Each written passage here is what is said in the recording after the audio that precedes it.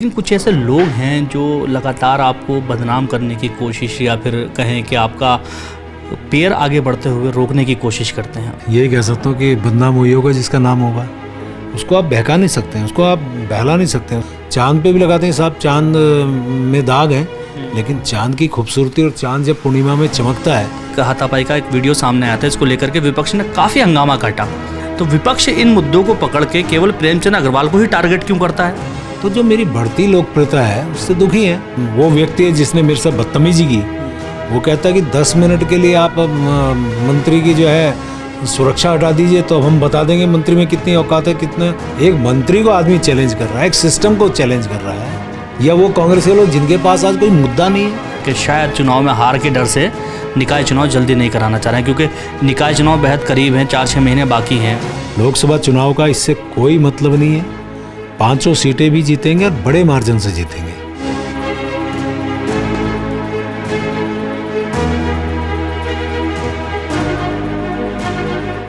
सूबे में मंत्रिमंडल में बदलाव को लेकर के काफ़ी चर्चाएं हैं। इन सारे विषयों पे बात करने के लिए सूबे के कैबिनेट मंत्री प्रेमचंद अग्रवाल जी हमारे साथ हैं, उनसे बात करेंगे। सर, आपका स्वागत है। कैबिनेट विस्तार और उसमें बदलाव को लेकर काफ़ी चर्चाएं हैं, इसको लेकर क्या कहेंगे सर?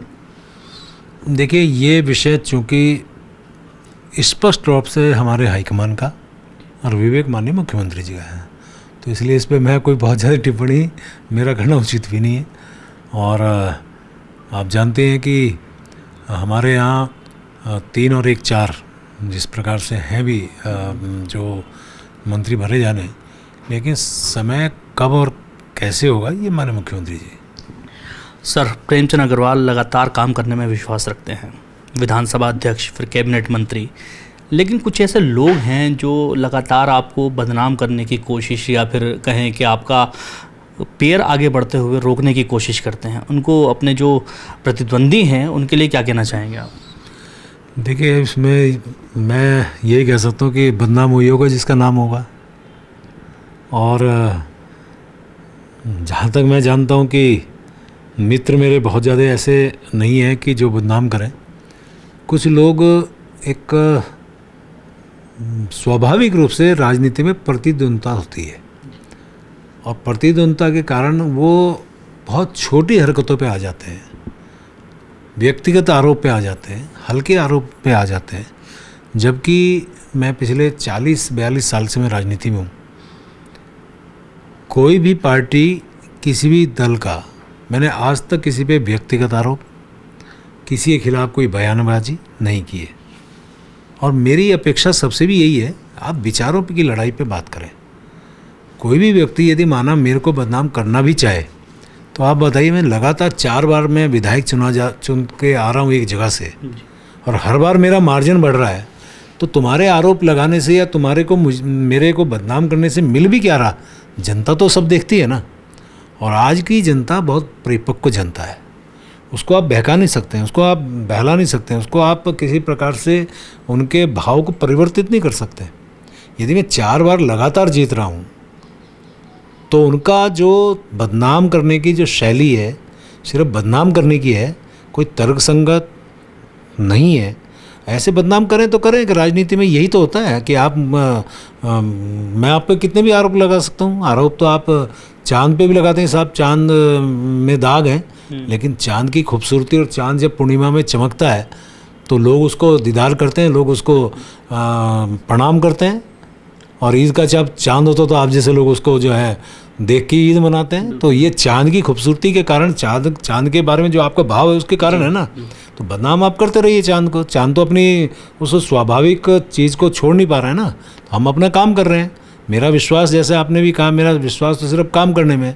और मैं अपनी जनता के लिए, मैं अपने दल के लिए, मैं अपने हाईकमान के निर्णय के लिए प्रतिबद्ध भी हूँ और काम भी करता हूँ। सर, एक इंसिडेंट हुआ पिछले दिनों, एक हाथापाई का एक वीडियो सामने आया था, इसको लेकर के विपक्ष ने काफ़ी हंगामा काटा। उसके पीछे की सच्चाई क्या थी वो बाद में सामने आई। तो विपक्ष इन मुद्दों को पकड़ के केवल प्रेमचंद अग्रवाल को ही टारगेट क्यों करता है? मैंने इसका जवाब आपको दे दिया। अमाना कोई व्यक्ति मेरे से चुनाव हारता है जी, और हारता भी कितने 20,000 वोट से, ठीक है। और वो भी तब कि जब जातिवाद, क्षेत्रवाद और पता नहीं क्या क्या वाद उन्होंने फैलाए, फिर 20,000 से हार रहे हैं। तो जो मेरी बढ़ती लोकप्रियता है उससे दुखी हैं और वो मुद्दा लपकना चाहते हैं। अब आप बताइए, एक बैठक करते हैं और उसमें एक वही जो पीड़ित जो हमारा जो वो व्यक्ति है जिसने मेरे साथ बदतमीजी की, वो कहता है कि 10 मिनट के लिए आप मंत्री की जो है सुरक्षा हटा दीजिए तो अब हम बता देंगे मंत्री में कितनी औकात है, कितने। तो ये भी भाषा आखिर आप हमारे लोग क्यों नहीं आगे बढ़ा पा रहे हैं? ये तो सार्वजनिक रूप से बोला। एक मंत्री को आदमी चैलेंज कर रहा है, एक सिस्टम को चैलेंज कर रहा है, और हमारे उत्तराखंड में तो ये कभी भाषा आज तक नहीं हुई। और फिर आप वो ही कांग्रेसी लोग उनको सपोर्ट कर रहे हैं, उनके साथ चल रहे हैं, वही कांग्रेस के लोग जो हारे हैं, या वो कांग्रेस के लोग जिनके पास आज कोई मुद्दा नहीं है। मुद्दाहीन कांग्रेस के पास सीधा सिवाय कोई संघर्ष करने के, सरकार के निर्णय के खिलाफ कुछ बोलने के, उनके पास कुछ नहीं है। सिर्फ वो मुद्दा लपकना चाहते हैं। और बिना मुद्दे की पार्टी का जो हाल पूरे देश भर में है कांग्रेस का, आज ये देखिए बैसाखियों पे उनको, आज जो पार्टी पूरे देश के अंदर राज करती थी, सभी राज्यों में जिनकी सरकारें थी, आज उनको बैसाखियों की ज़रूरत पड़ रही है। कारण है कि उनके यही कारनामे उनको इस मुकाम तक लेके आए, और यही स्थिति नहीं कि यहाँ पे है। सर, निकाय चुनाव को लेके बड़ी मतलब एक तरह से हंगामा घटा है कि साहब निकाय चुनाव कराना नहीं चाह रही है सरकार, मुख्यमंत्री घबरा रहे हैं निकाय चुनाव कराने से। आप शहरी विकास मंत्री भी हैं, निकाय चुनाव को लेकर के क्या आपकी सोच है कि चुनाव पहले कराने का विचार है सरकार का, या फिर जो लोकसभा चुनाव उसके बाद आप उसको चुनाव कराएंगे? देखिए, हमारी सरकार की बहुत स्पष्ट मंशा है, माननीय मुख्यमंत्री जी बोल चुके हैं कि हम समय पर अपने निकायों के चुनाव कराएंगे। तो माननीय मुख्यमंत्री जी बोलने के बाद तो हम लोग तो माननीय मुख्यमंत्री के नेतृत्व में काम कर रहे हैं ना। सर, जिस तरह से निकाय को लेकर के लगातार चर्चाएं रहती हैं कि हर बार जिसकी पार्टी होती है निकाय में उसका मार्जिन कम देखा जाता है, तो इसको लेकर के भी एक मुद्दा बनाया जा रहा है विपक्ष के द्वारा कि शायद चुनाव में हार के डर से निकाय चुनाव जल्दी नहीं कराना चाह रहे हैं, क्योंकि निकाय चुनाव बेहद करीब हैं, 4-6 महीने बाकी हैं, और लोकसभा के जो चुनाव हैं उसमें लगभग 8 से 10 महीने हैं।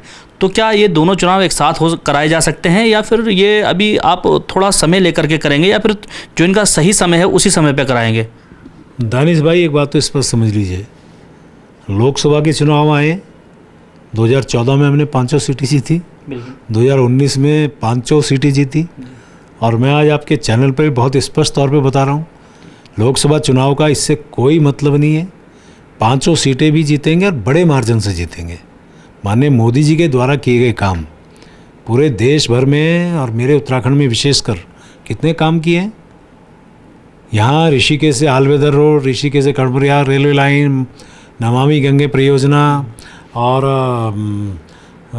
जितनी नेटवर्किंग सड़कों की है, बिजली की है, पानी की है, व्यक्तिगत तौर पे जो सुविधाएं जो लाभार्थियों को मिली हैं, चाहे जनधन खाते की बात करें, आयुष्मान योजना में आप 5 लाख रुपए के फ्री में आप इलाज की बात करें, आप जो हमारी बहनें जो आंखें जिनकी फूट जाती थी उनको गैस सिलेंडर देने की बात हो, उनके यहाँ स्ट्रीट विद्युत कनेक्शन देने की बात हो, जल जीवन मिशन में जल का संयोजन देने की बात हो, प्रधानमंत्री आवास देने की बात हो, यानी शौचालय देने की बात हो, कितनी योजनाएं मैं गिनाऊँ।